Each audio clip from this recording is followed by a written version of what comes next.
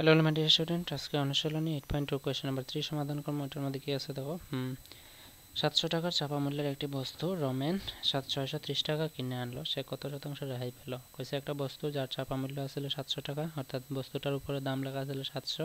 এই বস্তুটা রমেনে কিনে আনছে 630 টাকা। কইছে কত শতাংশ রেহাই পাইছে। ঠিক আছে, তো প্রথমে রেহাই বার করতে লাগবো।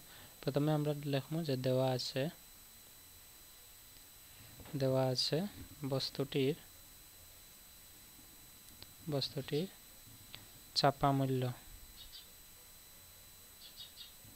মূল্য সমান আছে 700 টাকা। চাপা মূল্য সমান আছে 700 টাকা এবং বস্তুটির কিনা মূল্য, ঠিক আছে, বা বিক্রয় মূল্য সমান আছে 630 টাকা।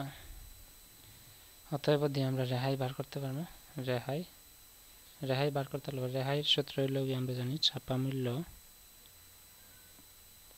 মাইনাস বিক্রয় মূল্য।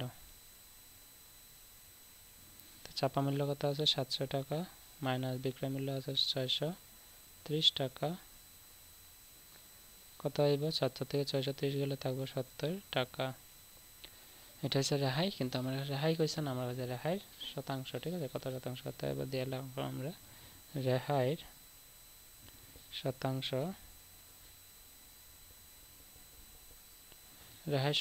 সমান, রেহাইয়ের শতাংশ কি আছিল সূত্র, যে রেহাই ডিভাইডেড বাই রেহাই সবসময় চাপা মূল্যের মধ্যে থাকে, চাপা মূল্য শতাংশ মানে ইন্টু 100%। রেহাই কত পাইছে 70 টাকা, এখানে দেওয়া আছে। চাপা মূল্য আমরা কত আছে 700 টাকা ইন্টু 100, এখানে ডাবল জিরো ক্যান্সেল, 7 দিয়ে 70 ভাগ দিলে পাইব 10, 7 ধরে 70, অর্থাৎ 10% হইব গিয়া রাইট আনসার। ঠিক আছে, এটা হচ্ছে question number 3 solution. Question number 4 solution video ডেসক্রিপশনে আছে, দেখলে। So see you in the next video, by.